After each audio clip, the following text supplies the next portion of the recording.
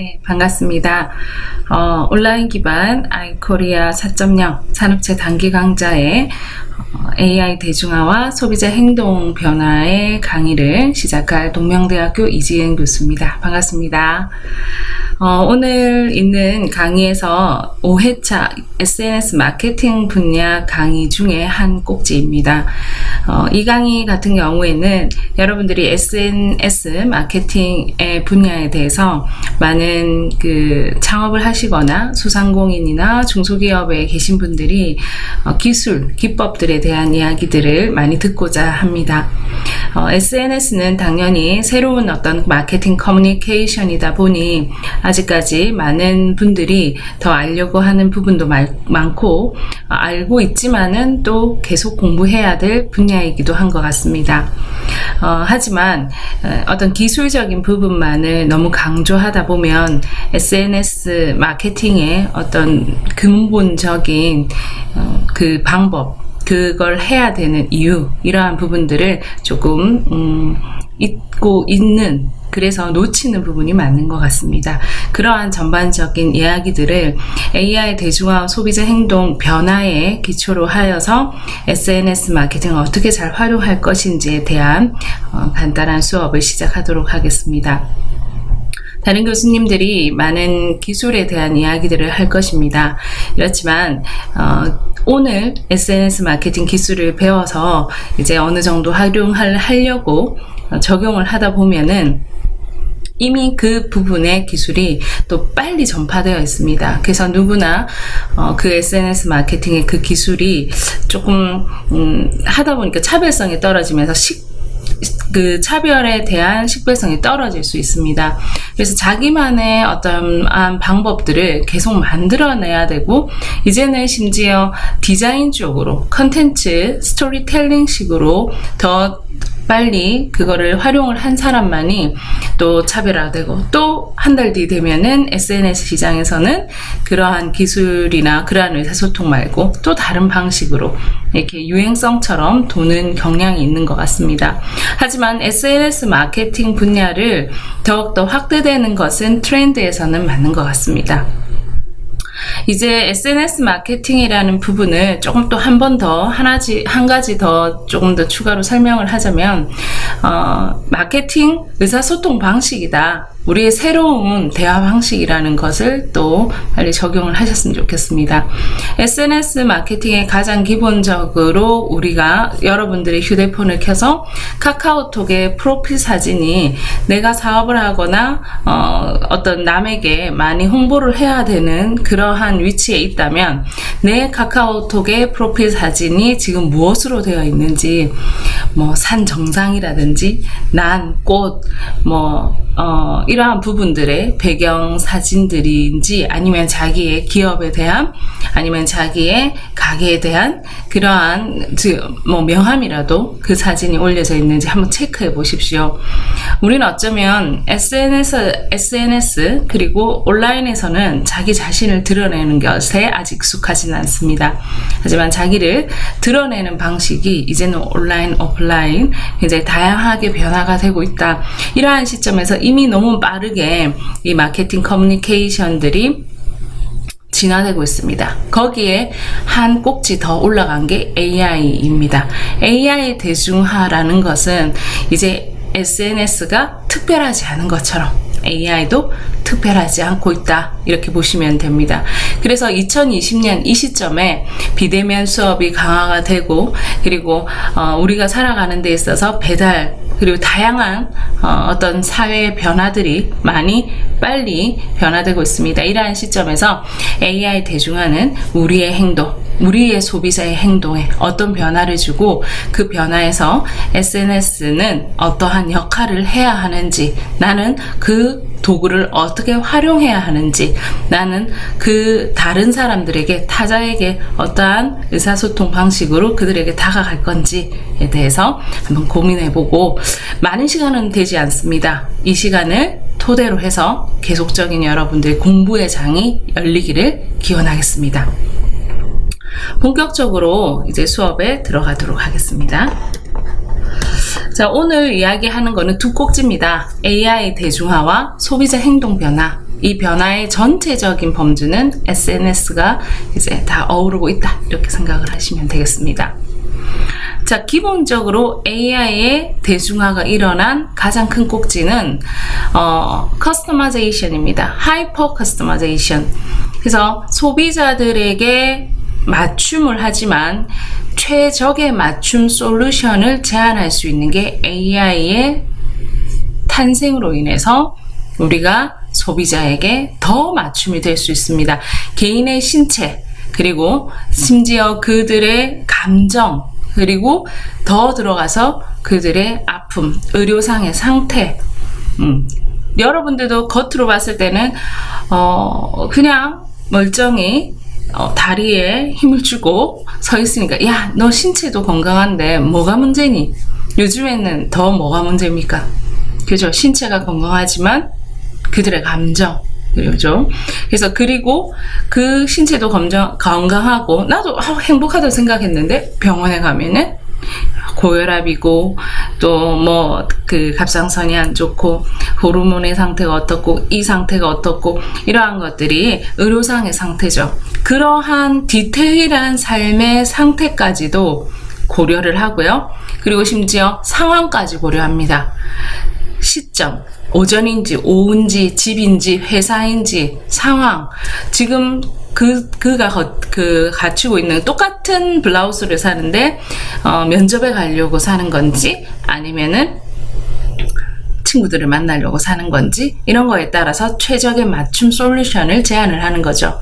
그런데 요즘의 사람들의 기본적인 만족도는요, 그 사용자의 만족도와 정확도, 얼만큼 잘 정확하게 레코멘션을 해주었는지, 커멘트를 해주었는지의 사이에 직접적인 상관관계를 보였다고 합니다. 그러니까 사용자가 첫 번째 이미지를 업로드하고 소비자가 요즘에는 앱이 있습니다. 휴대폰으로 내가 사고 싶은 어떠한 사진, 그것을 연예인이 입고 있다든지 그러한 부분을 사진 찍습니다. 그리고 그것을 스타일 AI라는 앱에 올리면요, 그거와 유사한 항목들을 정확하게 즉시적으로 제안을 합니다. 이 PPT에 있는 오른쪽에 보시면 아시다시피 이 기법은 네이버라든지 다양한 쇼핑몰에 들어가면 요즘에는 이렇게 즉시값으로 인식해서 제안을 해줍니다. 이러한 경험은 그냥 본인이 잘 아나 H&M이나 사이트에 들어가서 내가 뭐 사지 하고 서칭하는 것보다 이 방법이 훨씬 더 경험을 향상시키면서 그 정확도가 좋아지면 좋아질수록 그 사이트에 대한 만족도가 올라갔다라는 그러한 실무적인 연구 결과와 이론적인 연구 결과가 요즘에는 다 맞아지고 있습니다. 즉 우리가 하이퍼 커스터마이제이션을 해주는 것이 기업 입장에서 최적의 맞춤 솔루션을 제안했으니 좋아할 거야, 이거에서 넘어서서 실제로 소비자들은 매출이나 그리고 실제 만족도에, 그리고 다른 사람들에게 구전의 효과까지도 낼 수 있는 그러한 변수가 되어가고 있다는 것입니다.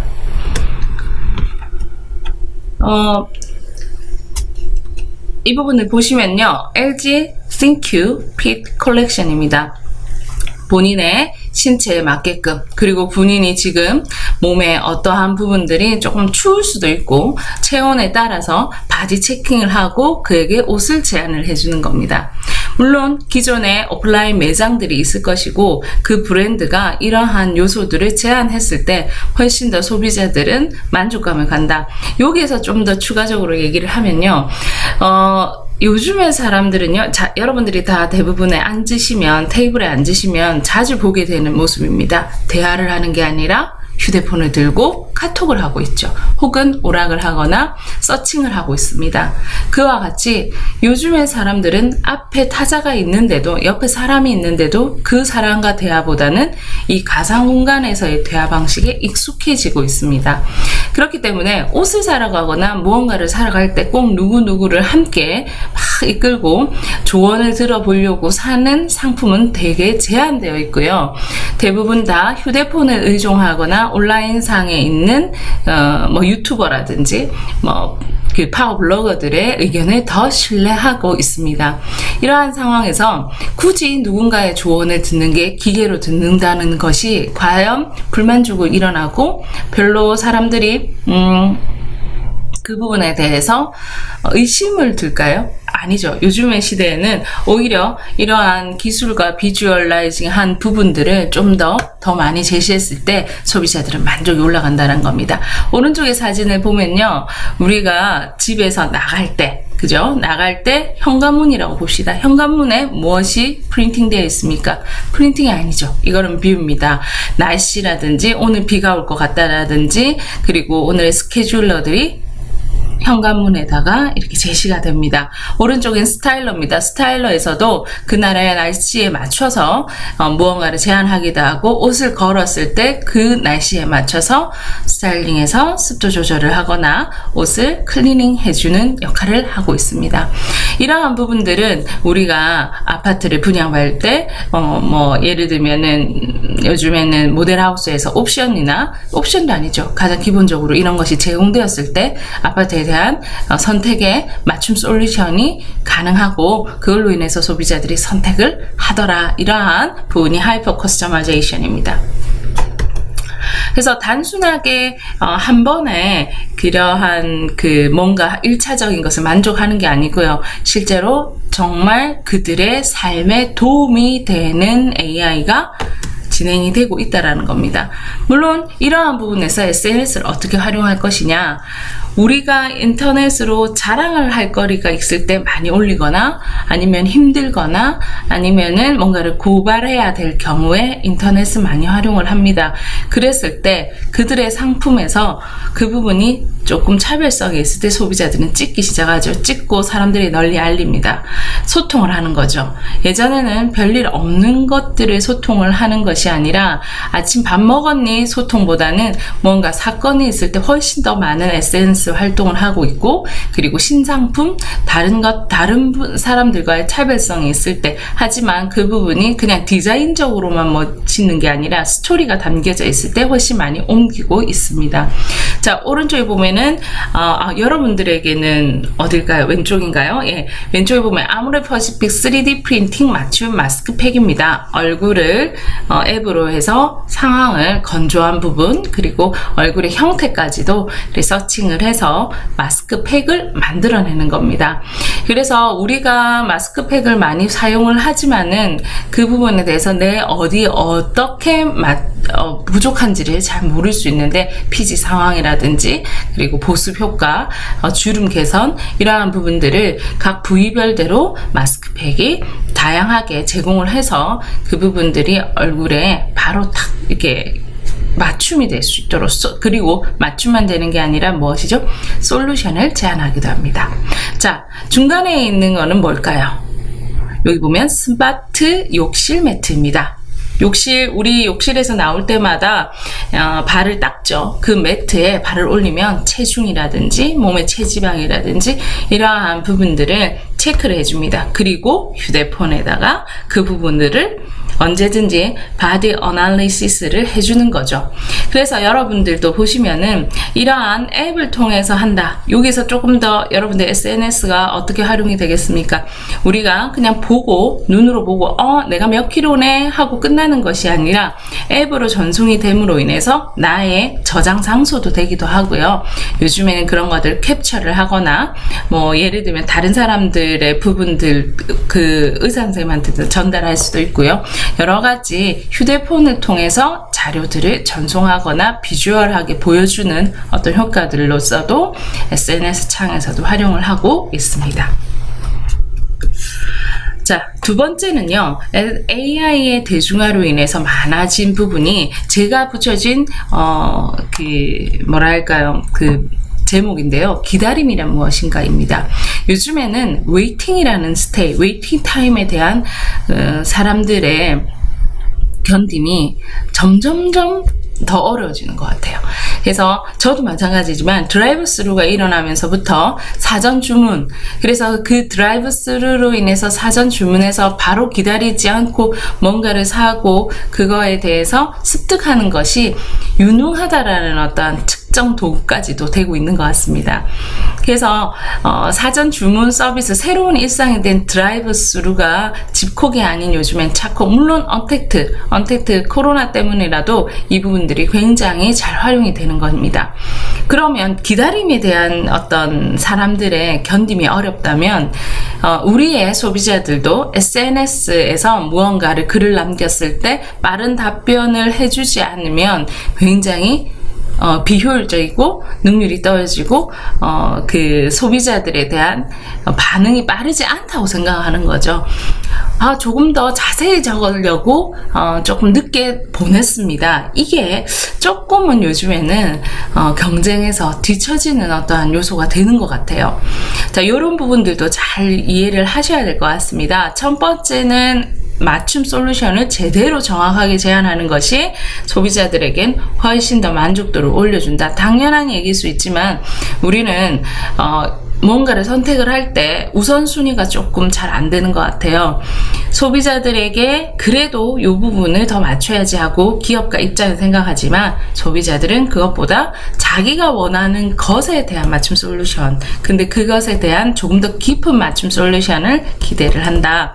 그리고 두 번째는 기다리지 않으려 한다. 자, 여기 보시면은 서빙 로봇이 있습니다. 클로이 서브 로봇이 있죠. 예, 이 로봇의 시장들이 점점 서비스 로봇 시장들의 규모가 더 올라가고 있습니다.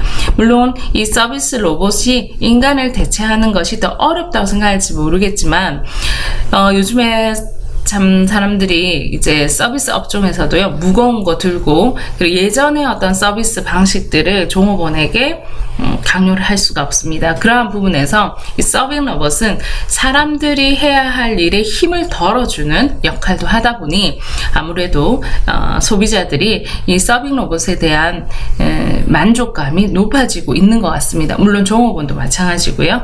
그리고 네이버에 테이블 주문이 있습니다. 요즘에 그 레스토랑 하시면 많이 경험을 하셨을 수도 있는데요. 테이블에 가셔가지고 누구 종업원을 만나는 게 아니라 직접 테이블에서 주문을 본인의 휴대폰으로 하게 됩니다. 이름으로써 또 휴대폰과 우리는 뗄래야 뗄 수 없는 관계가 되고 있는 거죠. 자, 그 다음에 세 번째 역할이 AI는 가족 같은 땡땡.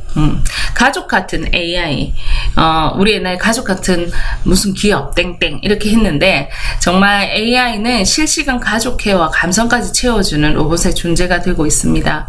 자, 아버지 같은 경우에는 뭐 직장에서 업무하는 것이 이제 강한 로봇에 의해서 그 제품, 그 프로세스 자체가 굉장히 수월하게 되기도 하지만요. 할머니, 할아버지 같은 경우에는 혈압기라든지 당뇨 체크 이러한 부분들이 찌르는 것이 아니라 실제로 손목에 그리고 기계들이 많이 발달됩니다. 그게 심지어 자식들의 앱에 또 전송이 되게끔 함으로 인해서 할머니 할아버지가 그 부분들이 잘 체크가 안 되더라도 집에 항상 애미야 이게 잘 안 되는데 와볼래 이게 아니라 실시간으로 자식들의 앱에도 나와 있으니 그 부분들이 원격으로 되는 거죠. 체크가 되는 거죠.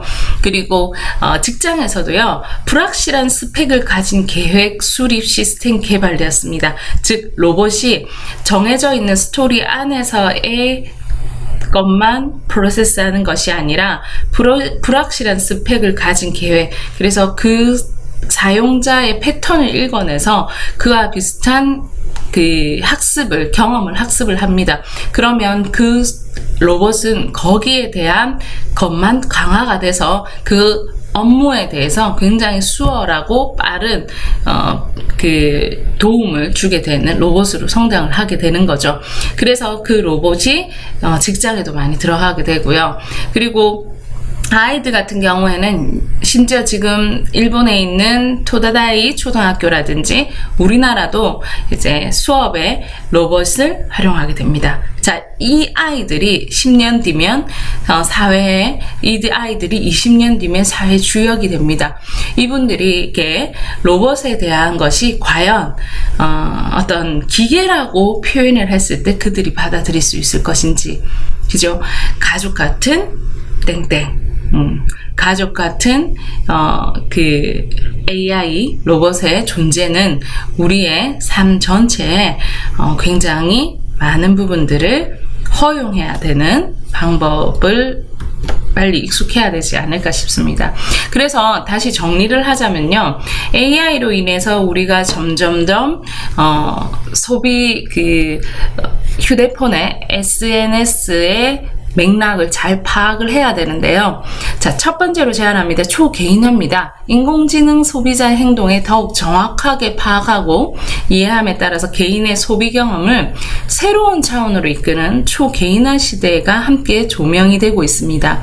일반적인 개인화가 우리가 기본적으로 인적사항, 그 다음에 온라인에서의 어떤 행동, 데이터를 기반으로 하는지 이 맥락으로만 최적화의 경험을 제공하는 것이었다면, 지금의 초개인화 단계는요, 소비자의 맥락을 파악해야 됩니다. 자, 여러분들의 소비자의 맥락을 파악하고 그 지점에 더 초맞춤화된 SNS 마케팅 기법을 활용을 하셔야 된다는 겁니다. 여러분들이 대화를 하려고 하는데 그 소비자와의 맥락을 파악하고 대화를 해야지, 자기가 알고 있는 정보를 다 알려준다고 해서 소비자는 그것에 대해서 만족하거나 이해하는 게 아닙니다. 이해하는 영역을 넘어서 다음 행동까지 예측해서 개개인에게 맞춤 서비스를 제공해야 되는 시대가 도래했다는 겁니다. 그래서 그 맞춤 서비스를 다 제공할 수 없다면 하나의 꼭지만이라도 제대로 깊게 맥락을 파악해서 제공하는 것. 그래서 요즘엔 네이버에서요, 블로거도 한 분야에 대해서 정확하게 파악해서 더 깊게 담은 블로거를 더 상위에 노출시켜 줍니다.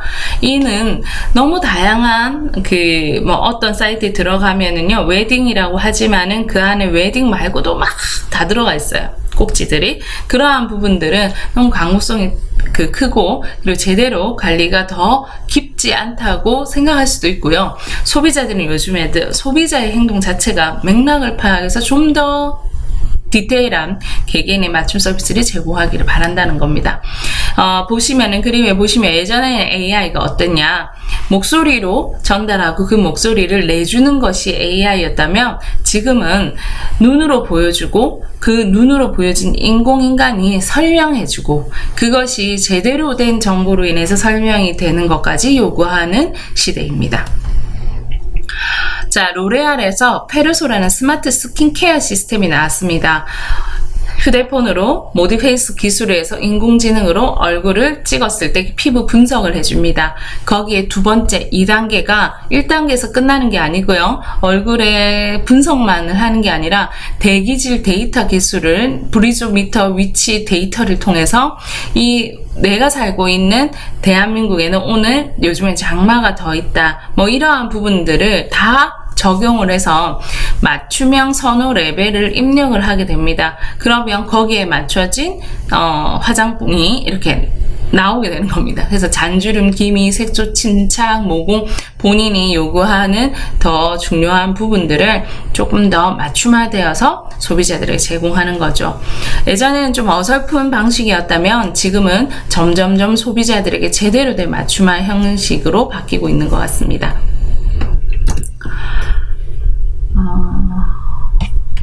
그래서 다시 설명을 하자면요, AI의 발전 단계 모델을 설명할 수 있습니다. 제일 첫 번째는 명령을 인지하고 수행하는 AI였다. 그래서 무엇을 준비해 드릴까요? 라고 저한테 질문을 던졌다고 생각을 하시면 됩니다. 옛날에 AI는요. 그러면 어떠세요? 질문을 던지면은 그 질문에 대해서 대답을 해줘야 되고 그에게 자료를 자꾸 제공을 해야 되죠. 그런데 이제는 2단계의 AI는 패턴을 인지하고 개인화된 AI입니다. 그래서 비서 역할을 하는 거죠. 앞에는 수행원의 역할이었다면, 그리고 과제 지향적이었다면, 지금 이제는 목표 지향적입니다. 사과가 없네? 비디오, 재미난 비디오가 뭐가 있을까? 주말에 보면 즐거운 게 뭐가 있을까? 라고 질문을 던지면 어젯밤에 주문해 놨습니다. 아침마다 사과를 드시잖아요. 저의 패턴을 읽어서 그래서 연결성을 가지고 인식하게 됩니다. 세 번째 단계는 원인과 결과를 이해하고 판단하는 AI입니다. 헬로, 좋은 아침, 굿모닝 하면 굿모닝입니다. 목소리가 좋네요. 잘 주무셨나요? 오늘은 동영상 강의가 있으시던데 가벼운 샐러드식 아침을 추천합니다. 어떠나요? 비서만의 역할이 아니라 친구 같죠? 파트너적이고 프렌들리시합니다. 그래서 조화성을 이루고 있죠. 이러다가 마지막에 지금 최근에 가장 많이 주장하고 있고 그리고 계속 발견하고 있는 창의성을 발휘하여 제안하는 AI입니다. 조언자 역할을 하죠. 조금 무서운 경우도 있지만 오늘 발표하러 가기 전에 대본을 한번 리뷰해 볼까요? 오히려 저의 이제 그 목적 중심적이고 조언자 역할을 하게 됩니다. 좋아, 시작해보자. 그래서 자기가 발표를 하면 너무 긴장하고 있는 것 같습니다. 어떤 상사에게 전화해서 조언을 구해보는 건 어떨까요? 라고 하는 창의성을 발휘하는 AI까지 발전하고 있습니다. 좀 무섭죠, 그죠? 근데 이 앞부분까지만이라도 AI를 한다면 이제 마케팅 커뮤니케이션은 과연 인간과 인간의 커뮤니케이션만으로도 소비자들이 만족을 할 것인가? 물론 소비자가 각자의 인간과 인간의 이야기도 굉장히 중요하지만 그 부분들은 어쩜 우리가 멘탈적인 부분은 메디컬적인 부분으로 넘어갈 수 있습니다.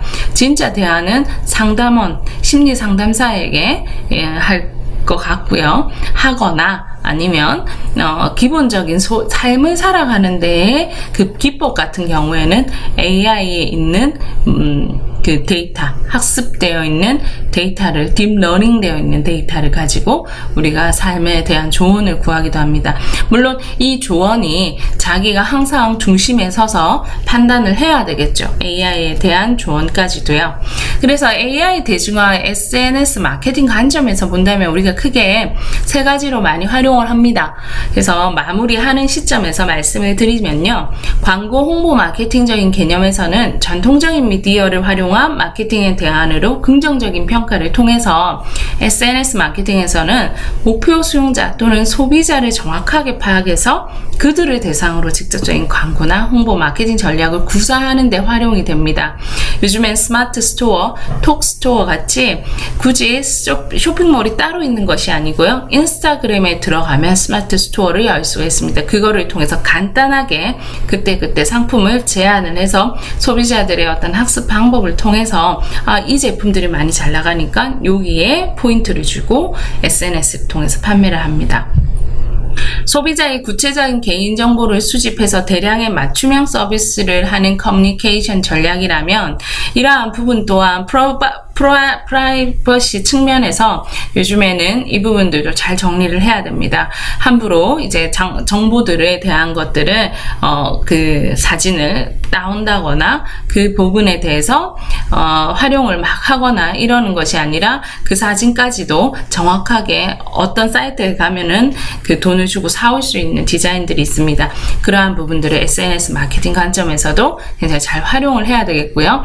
특히 사회학적 관점에서는 트위터가 변화의 주요 동력을 통해서 긍정적인 발전과 진보를 이끌어낼 수 있었듯이 AI 대중화는 기계적인 부분에서 프라이버시 측면에서 어려움이 있을 수도 있지만은 실제로 지금 사회학적으로는 진보와 민주화와 그리고 다양한 어떠한 커뮤니케이션 방식을 통해서 특히 기업에서도 그렇고 조직 내에서도 그렇고 삶의 자체에서 인간관계에 굉장히 많은 부분들을 변화를 시키고 있습니다. 이러한 부분에서 좀 더 그 넓은 관점 그리고 통찰된 어떤 시각이 SNS 마케팅을 통해서 이루어지는 게 아니고요. 하기 전에 이미 여러분들의 마음속에 학습이 돼야 됩니다. 자, 우리가 오른쪽에 사진을 보시면요. 소비자들의 뭐 혈관을 비추어서 혈압 측정을 통해서 앱을 통해서 혈압계를 통해서 스마트폰을 통해서 이제 우리가 어른들의 메디칼적인 어떠한 이러한 문제점을 해결하는 사이트가 많이 나오고 있고, 그리고 기계들도 많이 나오고 있습니다. 왜 이 말씀을 드리냐면요, 이제는 단순하게 광고만 하거나 단순하게 그 부분들을 1차원적으로만 알리는 것이 SNS를 통해서 하는 것이 아니고요, 이러한 기계, 오프라인에 있는 기계와 그리고 소비자들의 건강까지도 포함되어 있는 AI 상품들이 많이 만들어지고 있습니다. 이런 것들은 꼭 앱을 통하거나 아니면 SNS를 통하거나 이러한 사이트를 통해서 많이 전달도 되고요, 그리고 그걸 활용이 되고 있습니다. 이와 같이 단순하게 SNS가 광고의 한 맥락으로 보기보다는요, 소비자와의 소통 방식, 그리고 소비자에게 데이터를 전달하는 방식, 소비자에게 데이터를 전달해야 돼 기존의 데이터 기반해서 소비자들에게 전달하는 방식, 이것으로는 SNS를 활용하는 것이 훨씬 더 중요하기 때문에 이 공부의 맥락에서 특히 SNS는 굉장히 여러분들이 활용하는데 어떻게 활용하느냐에 따라 다르다, 이렇게 보시면 됩니다. 페이지 마케팅입니다. 이것은 SNS를 어떻게 잘 활용한 사례입니다. 미국에 있는 옷가게인데요. 이 옷가게에서는 옷걸이에 이러한 숫자가 있습니다. 물론 지금 컴퓨터 화면으로 보시기 때문에 여러분 더 잘 이해가 되시겠지만, 제가 수업을 할 때 이걸 보여주면 너무 멀리 있다 보니 사람들이 잘 빨리 캐치는 못하지만 금방 또 설명을 하면 알아들으시더라고요. 이 숫자는 아시겠지만은, 방금 알아차리신 분들은 알아차리셨겠지만, 페이스북에 옷들을 사진을 잘 올려놓습니다. 그러면 사람들이 좋아요라고 누른 숫자들입니다. 오프라인에 갔지만 온라인에서의 소비자들이 좋아한 숫자를 통해서 내가 그 제품에 대해서 누군가에게 조언을 듣고 싶을 때 이 숫자를 통해서 소비자들이 이제 선택을 또 한다는 겁니다. 이와 같이 온라인과 오프라인의 정보 교환, 온라인에 있는 소비자들과 오프라인에 있는 소비자들이 연결해서 정확성을 올렸을 때 소비자들은 훨씬 더 만족도가 높아진다라는 겁니다. 그래서 우리는 하나 더 말씀을 드리자면, 마지막으로 SNS 마케팅에서 관점에서 가장 중요한 거는 개인과 굉장히 관련성이 높고, 그리고 특이하고, 혹은 즐겁고, 아니면 쉽게, 그래야지만이 소비자들에게 설득을 할 수가 있습니다. 요거는 체크를 하시고요. 온라인상에는 팔로워, 팔로잉이 있는데요. 이와 같이 한번 진행이 되면 굉장히 빠른 속도로 소비자들에게 전달이 됩니다. 하지만 안 좋은 것도 빠르게 갈 수 있기 때문에 제대로 된 정보를 여러분들이 잘 이해를 하셔야 되고, AI 시대에서는 훨씬 더 디테일한 맞춤형 솔루션을 가지고 소비자들에게 이야기를 해야지만이 소비자들이 점점 만족을 하게 됩니다. 조심해야 할 신호가 훨씬 많지만 소비자들은 배터리 1%에 훨씬 더 많은 감정적인 분노를 느낍니다. 이와 같이 우리가 지금 생각하고 있는 이성적인 부분들보다는 훨씬 비이성적인 부분들로 소비자들은 반응을 보이고 있는 감정적인 부분들이 많다라는 거, 그렇기 때문에 SNS를 통해서 우리가 소비자들에게 전달하는 것이 단순하게 다른 사람들과 비슷한 방식이 아니라 나만의 소통 방식을 통해서 그것이 좀 더 소비자에 맞춤에 돼야 된다는 부분을 오늘 이야기하고자 합니다. 여러분들의 공부의 장이 더 날로 번창하시기 바라고요. SNS 마케팅은 기술만을 가지고 하는 것은 아닙니다. 여러분들이 친구와 소통하는데 기술만 가지고 대화한다고 그것이 그 친구를 설득시킬 수 있나요? 아니죠. 그들에게 실제로 그들이 필요한 거, 그 친구가 어떤 부분에 문제점이 있는지를 깊이 공감했을 때 설득할 수 있습니다. SNS도 마찬가지입니다. 다른 방식이 아니라 온라인, 그래서 가상의 공간에서만 공감을 한다라는 부분들이 조금 다를 뿐이지, 우리가 사람과의 대화 방식에서는 비슷하다. 그래서 공감하고 그들이 정말 얻고자 하는, 그들이 정말 솔루션 하고 싶은 것이 무엇인지 항상 고민을 끊이지 않으시기 바라겠습니다. 항상 번창하시고 이러한 경쟁을 넣은 협력으로 이러한 수업 계속적으로 많이 들으시길 바라겠습니다. 감사합니다. 동명대학교 이지은이었습니다.